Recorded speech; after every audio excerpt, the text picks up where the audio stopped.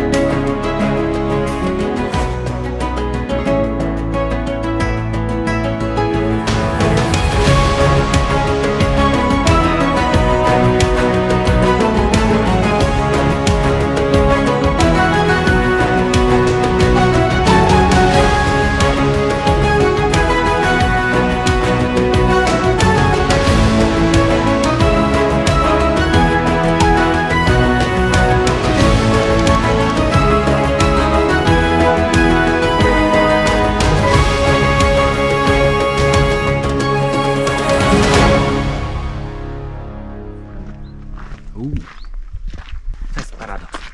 Wszyscy mają kije w dół, a ja do góry. Jestem wyjątkowy. Jak Tofik. Tofik też był wyjątkowy. Chociaż ja gorzej powiedziałam. Jak chodziłam pod górę. Co powiedziałaś? Te góry.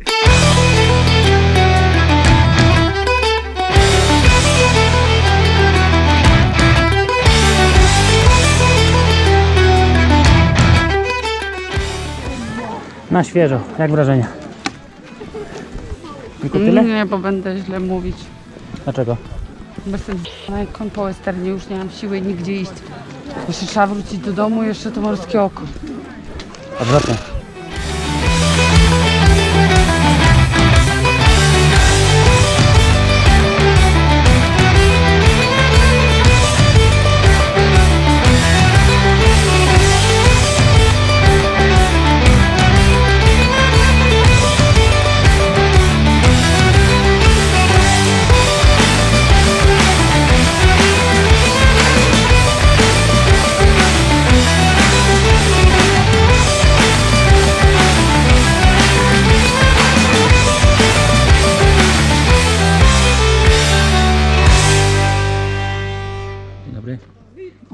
Chciałem powiedzieć, że to był bardzo dobry dzień, udany.